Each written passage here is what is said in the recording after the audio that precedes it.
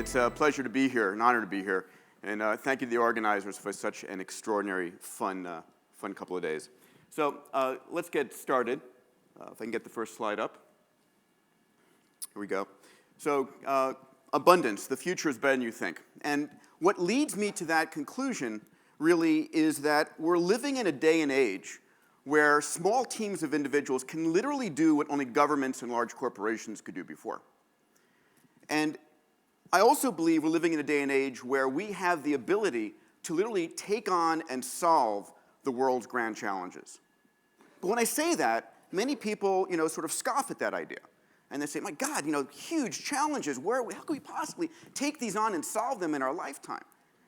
And the challenge is that we're thinking about these things using the linear software and hardware of our brains that evolved over time. If you go back millions of years or hundreds of thousands of years when we were evolving as humans on the plains of Africa, the world back then would be best described as being local and linear. When I say that, it's local in that everything that affected you was within a day's walk. And it was linear in that, the life of your grandparents, your parents, you, your kids, their kids, nothing changed generation to generation, millennia to millennia. So we evolved our brains in a way of thinking just locally and linearly. And that's the way we think today. But the fact of the matter is we're living in a world that is best described as global and exponential. Something happens in China or India or California, you know about it seconds later, if not milliseconds later. And it's exponential in that not only is the life of our parents and you and your kids different, it's different over a few years. Think about the technologies that didn't exist 10 years ago that we're now completely and totally dependent on. So it's that rapid change that is creating this change, this misexpectation, if you would. It's this yellow exponential curve, which is where technologies are coming online, and that red flat line, which is the way our brains think in a linear and local fashion.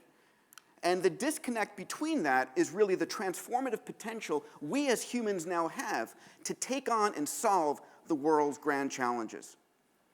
Now, what's been driving all of this capability, this extraordinarily move forward is, as you well know, Moore's law. And this is a simple plot of computational speed. There's a log scale on the left, 100 years across the bottom. And there are two things I want you to take away from this chart. The first is, over these 100 years, how smooth and consistent the growth in computational speed has been.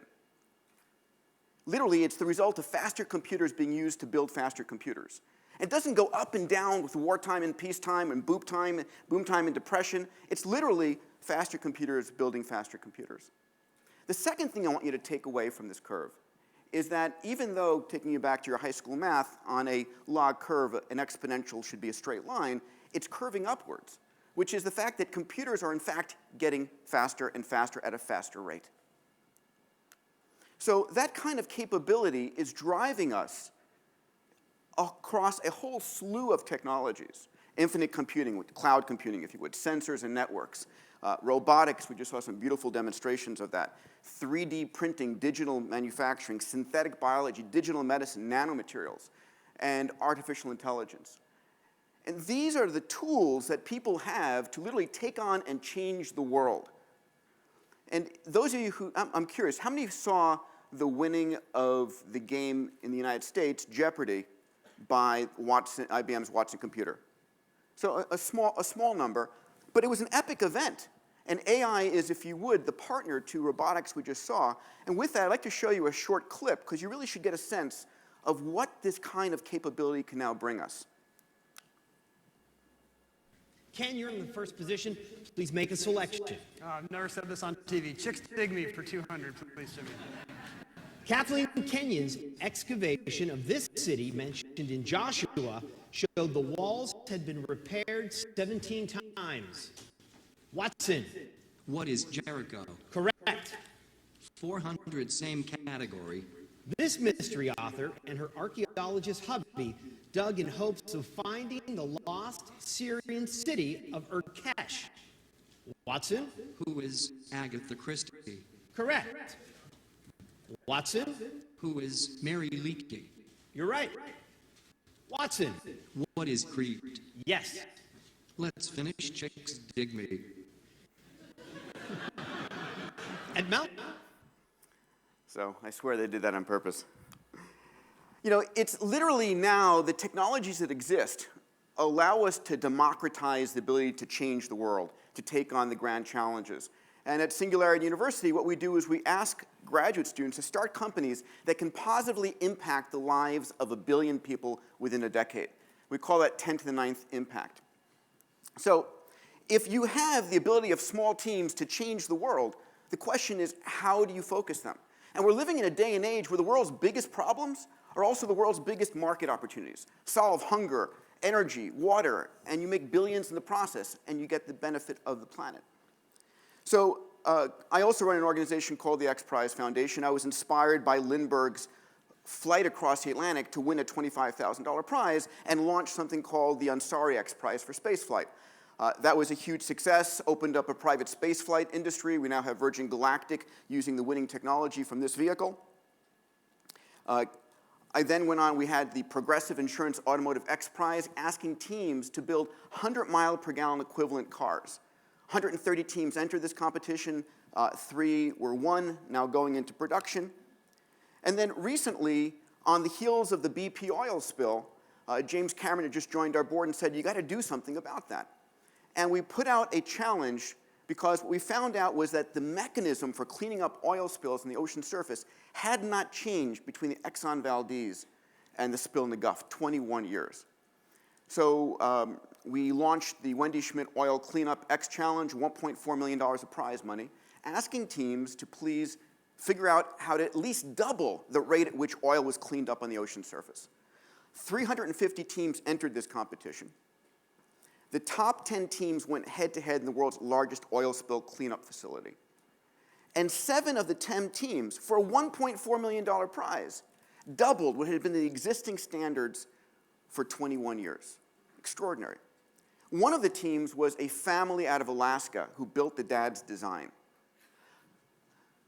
The winning team was able to increase it 6x, six-fold increase in the oil spill cleanup rate, so you clean it up on the ocean before it hits the shore.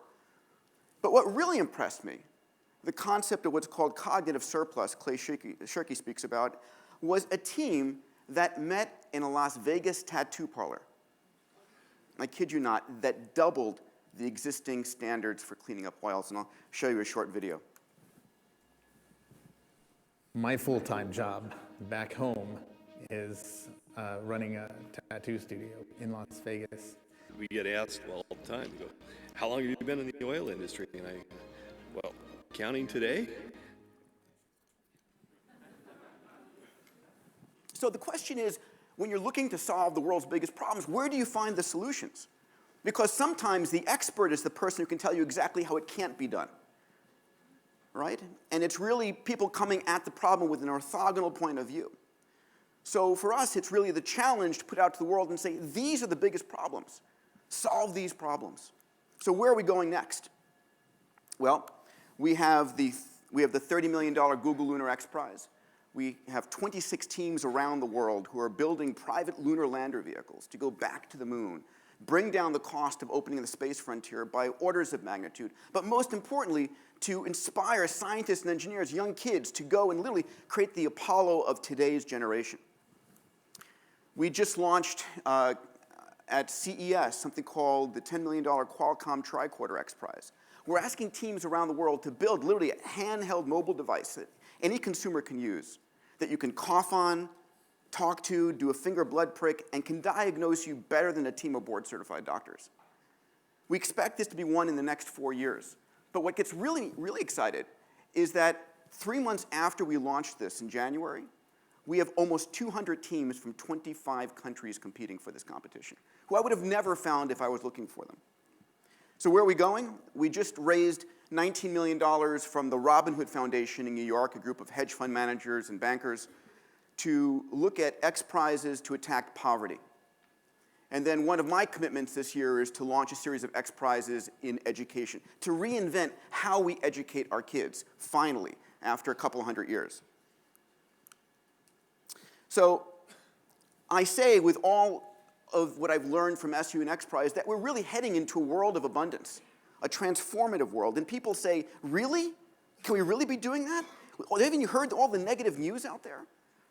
But, you know, the news media's purpose is to get your attention. And they get it by giving you negative news constantly to your tablet, to your phone, to your newspaper, to your radio. It's a drug, and they're the drug pusher. But the fact of the matter is the world has been getting better at an extraordinary rate.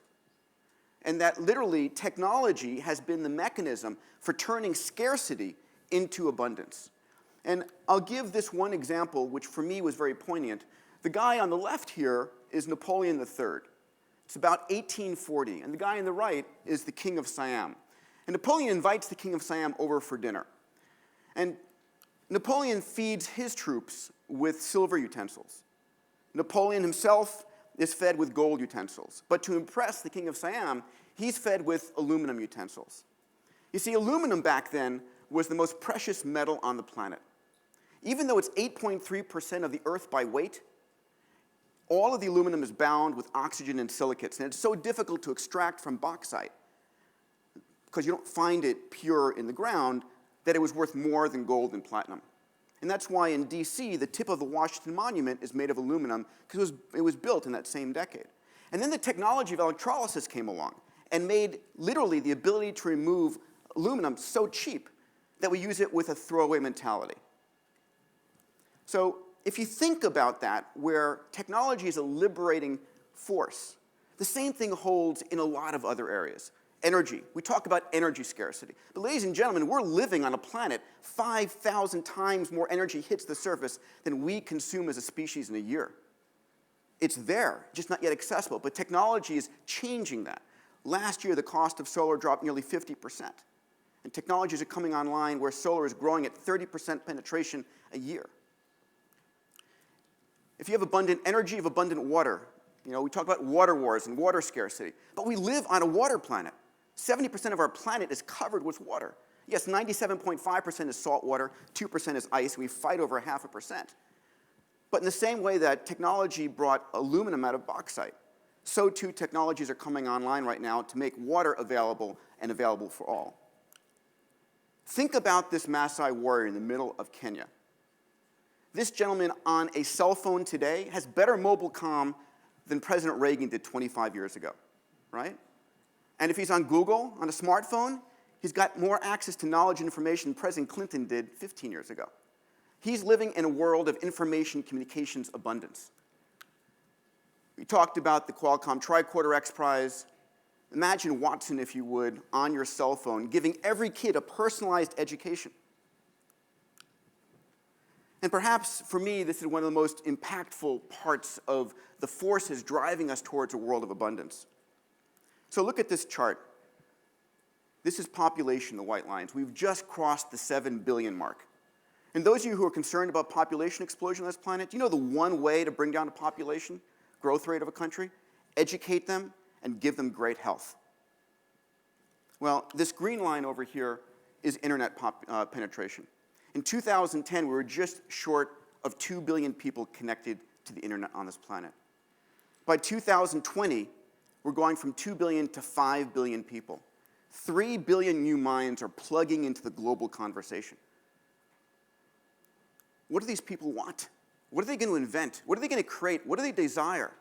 They represent one of the untapped resources this planet has to address and solve our grandest challenges. Ladies and gentlemen, we're living in a day and age where we have the ability to solve the world's biggest problems. We have the technology, we have the passion, we have the minds. So my question for you is, what are you focused on solving? Because we can bring about a world of abundance. Thank you.